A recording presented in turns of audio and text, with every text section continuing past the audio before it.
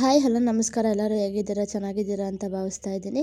ನೋಡಿ, ಇವಾಗ 1 kg ಚಿಕನಲ್ಲಿ ಸೂಪರಾಗಿ ಸಿಂಪಲಾಗಿ ಯಾವುದೇ ಸ್ಪೈಸಸ್ ಆ್ಯಡ್ ಮಾಡಿದೆ ಗೊಜ್ಜು ಯಾವ ರೀತಿ ಮಾಡೋದು ಅಂತ ತೋರಿಸ್ತಾ ಇದ್ದೀನಿ. 3 ಟೊಮೊಟೊ, 1 ಇಂಚು ಶುಂಠಿ, 3 ಹಸಿಮೆಣ್ಸಿನ್ಕಾಯಿ, ಸ್ವಲ್ಪ ಕೊತ್ತಂಬರಿ ಸೊಪ್ಪು, ಒಂದು 5-6 ಗಡ್ಡೆ ಬೆಳ್ಳುಳ್ಳಿ ಮತ್ತು ಸ್ವಲ್ಪ ಕರ್ಬೇವು ಸೊಪ್ಪು ತೊಗೊಂಡಿದ್ದೀನಿ ಅಷ್ಟೇ. ನಾನು ಇನ್ನೇನು ಹಾಕೋದಿಲ್ಲ ಇದಕ್ಕೆ. ಖಾರದ ಪುಡಿ ಮತ್ತು ಅರಿಶಿನ ಪುಡಿನ ಖಾರಕ್ಕೋಸ್ಕರ ಖಾರದ ಪುಡಿ ಮತ್ತು ನೀಚು ಅರಿಶಿನ ಪುಡಿನ ತೊಗೊಂಡಿದ್ದೀನಿ. ಸ್ಪೈಸಸ್ ಯಾವುದೇ ರೀತಿ ನಾನು ಇಲ್ಲಿ ಆ್ಯಡ್ ಮಾಡೋದಿಲ್ಲ. ನೋಡಿ, ಸಿಂಪಲ್ಲಾಗಿ ಈಸಿಯಾಗಿ ಕ್ವಿಕ್ಕಾಗಿ ಮಾಡೋವಂಥ ರೆಸಿಪಿ ಇದು. ಇವಾಗ ಎಲ್ಲನೂ ಹೆಚ್ಕೊಳ್ಳೋಣ. ಅಂದರೆ ಉದ್ದಕ್ಕೆ ಇಲ್ಲಾಂದರೆ ಸಣ್ಣಕ್ಕೆ ಯಾವ ರೀತಿ ಆಗುತ್ತೋ ಆ ರೀತಿ ಹೆಚ್ಕೊಬೇಕು. ಸಿಂಪಲಾಗಿ ಮಾಡ್ತಾ ಇರೋದ್ರಿಂದ ಎಣ್ಣೆನೂ ಅಷ್ಟೇನು ಬೇಕಾಗಲ್ಲ.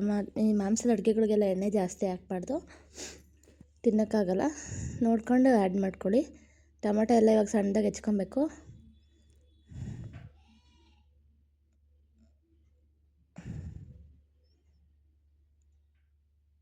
ಶುಂಠಿನ ಎಷ್ಟು ಸಣ್ಣದಾಗುತ್ತೋ ಅಷ್ಟು ಸಣ್ಣದಾಗಿ ಹೆಚ್ಕೊಳ್ಳಿ.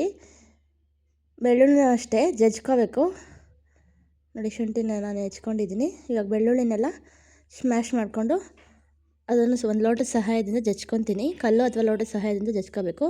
ಕೊತ್ತಂಬರಿನ ಸಣ್ಣದಾಗಿ ಹೆಚ್ಚಿಟ್ಕೋಬೇಕು. ಇಷ್ಟೇ ಮಸಾಲೆ. ಕರ್ಬೇವು ಸೊಪ್ಪನ್ನ ಲಾಸ್ಟಲ್ಲಿ ಆ್ಯಡ್ ಮಾಡೋದು. ಇದು ಸ್ಕಿಪ್ ಮಾಡಿದ್ದೀನಿ, ಲಾಸ್ಟಲ್ಲಿ ತೋರಿಸ್ತೀನಿ ನಿಮಗೆ. ನೋಡಿ, ಬೆಳ್ಳುಳ್ಳಿನ ಕೈಯಲ್ಲಿ ಈ ಥರ ನೋಡ್ಕೊಂಡು, ಇದು ನಾಟಿ ಬೆಳ್ಳುಳ್ಳಿ ಆಗೋದ್ರಿಂದ ಸಿಪ್ಪೆ ಸುಲಿಯೋ ಅವಶ್ಯಕತೆ ಇಲ್ಲ. ಜಸ್ಟ್ ಕೈಯಲ್ಲಿ ಉಜ್ಕೊಂಡ್ರೆ ಸಾಕು. ಸಿಪ್ಪೆ ಈಸಿಯಾಗಿ ಬಿಟ್ಕೊಳ್ಳುತ್ತೆ. ತುಂಬಾ ಚೆನ್ನಾಗಿರುತ್ತೆ ಇದು ಟೇಸ್ಟು.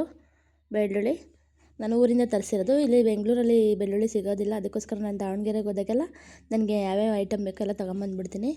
ಬೆಳ್ಳುಳ್ಳಿ ಶುಂಠಿ ಎಲ್ಲ ಅಲ್ಲಿಂದನೇ ನಾನು ತರೋದು. ಅಗತ್ಯ ಇದ್ದರೆ ಮಾತ್ರ ಇಲ್ಲೇ ತೊಗೊತೀನಿ ಶುಂಠಿ, ಇಲ್ಲಾಂದರೆ ಅಲ್ಲಿಂದನೇ ಬರ್ಬೇಕಾದ್ರೆ ತೊಗೊಂಬಂದ್ಬಿಡ್ತೀನಿ. ನೋಡಿ, ಪುಟ್ದಾಗಿ ಎಷ್ಟು ಸಖತ್ತಾಗಿದೆ. ಫ್ಲೇವರ್ ಕೂಡ ಹಂಗೆ ಚೆನ್ನಾಗಿರುತ್ತೆ. ದೊಡ್ಡ ಗಡ್ಡೆ 1-2 ಗಡ್ಡೆ ಹಾಕೋದ್ಕಿಂತ ಇದೊಂದು 2-3 ಗೆಡ್ಡೆ ಹಾಕಿದ್ರೆ ಸಾಕು. ಫ್ಲೇವರ್ ಸಖತ್ತಾಗಿ ಕೊಡುತ್ತೆ ನಿಮಗೆ. ನೋಡಿ, ಈಸಿಯಾಗಿ ಸಿಪ್ಪೆ ತೆಗಿಬೋದು ಇದು. ಇದೆಲ್ಲ ಆದಮೇಲೆ ಒಂದು ಬಾಣಲಿ ಗ್ಯಾಸ್ ಆನ್ ಮಾಡ್ಕೊಂಡು ಒಂದು ಬಾಣಲಿ ಇಟ್ಕೊಂಡು ಅದು ಸ್ವಲ್ಪ ಎಣ್ಣೆ ಹಾಕ್ಕೊಬೇಕು. ನಿಮಗೆ ಎಷ್ಟು ಬೇಕೋ ಅಷ್ಟು.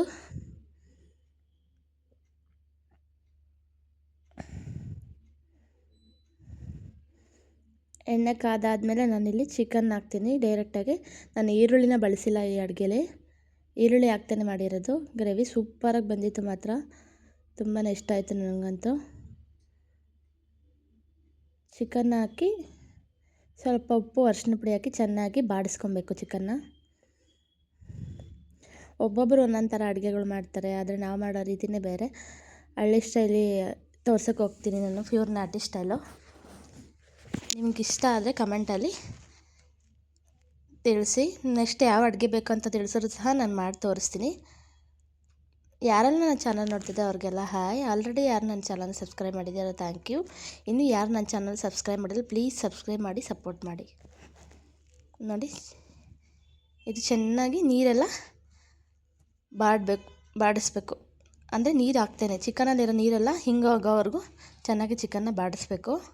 ಆಮೇಲೆ ಒಂದೊಂದೇ ಆ್ಯಡ್ ಮಾಡ್ಕೊಳ್ತಾ ಹೋಗಬೇಕು. ನೋಡಿ, ಉಪ್ಪು ಅರಿಶಿನ ಪುಡಿ ಚಿಕನ್ಗೆ ಚೆನ್ನಾಗಿ ಕುದ್ಕೋಬೇಕು. ಇವಾಗ ಹೆಚ್ಚಿಟ್ಕೊಂಡಿರೋಂಥ ಹಸಿಮೆಣ್ಸಿನ್ಕಾಯಿ ಮತ್ತು ಟೊಮೊಟೊನ ಹಾಕ್ತಾಯಿದ್ದೀನಿ. ಮಸಾಲೆನ ಯಾರು ಇಷ್ಟಪಡಲ್ವೋ ಅವರು ಈ ಥರ ಒಂದು ಸಲ ಮಾಡ್ಕೊಂಡು ನೋಡಿ. ಚಪಾತಿಗೆ ಮತ್ತು ರೈಸ್ ಜೊತೆ, ದೋಸೆ ಜೊತೆ, ನೀರು ದೋಸೆ ಜೊತೆ ತುಂಬಾ ಚೆನ್ನಾಗಿರುತ್ತೆ ಮಾತ್ರ. ನೋಡ್ಬೋದು ನೀವು. ಇವಾಗ ಹೆಚ್ಚಿಟ್ಕೊಂಡಿರೋಂಥ ಶುಂಠಿ, ಜಜ್ಜಿಟ್ಕೊಂಡಿರೋಂಥ ಬೆಳ್ಳುಳ್ಳಿನ ಹಾಕಿ ಚೆನ್ನಾಗಿ ಮಿಕ್ಸ್ ಮಾಡ್ಕೊಬೇಕು. ಚಿಕನಲ್ಲೇ ನೀರು ಬಿಡುತ್ತೆ. ನೀರು ಬಿಡೋವರೆಗೂ ನಾವು ಯಾವುದೇ ರೀತಿ ನೀರು ಆ್ಯಡ್ ಮಾಡಬಾರ್ದು. ನೋಡಿ, ಇದರಲ್ಲೇ ಚೆನ್ನಾಗಿ ಬೇಯಬೇಕು. ಇವಾಗ ಸ್ವಲ್ಪ ಹೊತ್ತು ಬೇಯಕ್ಕೆ ಬಿಡೋಣ. ಇವಾಗ 2 ಟೇಬಲ್ ಸ್ಪೂನ್ ಆಗೋವಷ್ಟು ಖಾರದ ಪುಡಿನ ಹಾಕ್ತಿದ್ದೀನಿ ನಾನಿಲ್ಲಿ. ಇದು ನೋಡಿ, ಬ್ಯಾಡಗಿ ಮೆಣಸಿನ್ಕಾಯಿ ಪೌಡ್ರು. ಖಾರನೂ ಇರುತ್ತೆ, ಕಲರು ಇರುತ್ತೆ, ತುಂಬ ಚೆನ್ನಾಗಿರುತ್ತೆ. ದ್ಯಾಮ್ನೂರು ಕಾಯಿ ಅಂತ ಇದ್ರ ಹೆಸರು, ಬ್ಯಾಡಗಿ ಮೆಣಸಿನ್ಕಾಯಿ. ನೀವು ದಾವಣಗೆರೆ ಸೈಡ್ ಇದ್ದರೆ ನಿಮಗೆಲ್ಲ ಗೊತ್ತಾಗುತ್ತೆ. ಇದನ್ನು ಎಣ್ಣೆ ಮತ್ತು ಬೆಳ್ಳುಳ್ಳಿ ಖಾರ ಹಾಕಿ ಕುದಿಸಿರೋದು, ತುಂಬಾ ಚೆನ್ನಾಗಿರುತ್ತೆ. ಇವಾಗ ಕರಿಬೇವು ಹಾಕಿ ಬೇಯಲಿಕ್ಕೆ ಬಿಡ್ತಾಯಿದ್ದೀನಿ.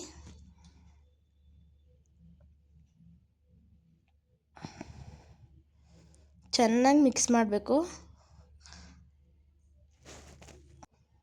ನೋಡಿ, ವಾವ್, ಕಲರೇ ಒಂಥರ ತುಂಬಾ ಚೆನ್ನಾಗಿ ಬಂದಿದೆ ನಿಜವಾಗ್ಲೂ. ಎಷ್ಟು ಸಖತ್ತಾಗಿದೆ ಕಲರು ಅಂತಂದರೆ, ಯಾವುದೇ ರೀತಿ ಕಲರ್ ಯೂಸ್ ಮಾಡಿಲ್ಲ, ಆ ಥರ ಕಲರ್ ಕೊಡುತ್ತೆ ಆ ಬ್ಯಾಡಗಿ ಮೆಣಸಿನ್ಕಾಯಿನ. ಇವಾಗ 1 ಗ್ಲಾಸಷ್ಟು ನೀರು ಹಾಕ್ತಾಯಿದ್ದೀನಿ, ಯಾಕಂದರೆ ಚಿಕನ್ ಬೇಯೋಕ್ಕೋಸ್ಕರ. ಕೆಲವರು ಅದೇ ನೀರಲ್ಲೇ ಬೇಯಕ್ಕೆ ಬಿಟ್ಬಿಡ್ತಾರೆ, ಗಟ್ಟಿಗೆ ಸುಕ್ಕ ಥರ ಆಗಲಿ ಅಂತ ಹೇಳ್ಬಿಟ್ಟು. ನನಗೆ ಸ್ವಲ್ಪ ಗ್ರೇವಿ ಟೈಪ್ ಬೇಕು, ಅದಕ್ಕೆ ನೀರು ಹಾಕಿದ್ದೀನಿ. ನೀರಲ್ಲಿ ಸ್ವಲ್ಪ ಚೆನ್ನಾಗಿ ಚಿಕನ್ ಬೇಯಬೇಕು. ಯಾವುದೇ ಮೀಟ್ ಆಗ್ಲಿನೂ ಚೆನ್ನಾಗಿ ಬೇಯಿಸ್ಕೊಂಡು ತಿಂದರೆ ನಿಮ್ಗೆ ಯಾವುದೇ ರೀತಿ ತೊಂದರೆ ಆಗೋದಿಲ್ಲ. ಅರ್ಧಂಬರ್ಧ ತಿನ್ನೋಕೆ ಹೋಗ್ಬೇಡಿ.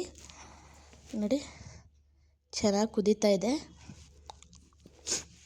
ಇವಾಗ ಹೆಚ್ಚಿಟ್ಕೊಂಡಿರೋಂಥ ಕೊತ್ತಂಬರಿ ಸೊಪ್ಪನ್ನ ಆ್ಯಡ್ ಮಾಡ್ತಾಯಿದ್ದೀನಿ. ಕೊತ್ತಂಬರಿ ಸೊಪ್ಪು ಹಾಕಿ ಒಂದು 5 ನಿಮಿಷ ಚೆನ್ನಾಗಿ ಬೇಯಿಸ್ಕೊಬೇಕು.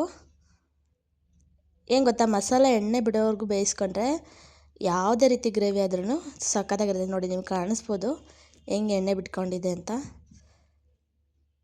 ಸೂಪರಾಗಿರುತ್ತೆ. Thank you for watching.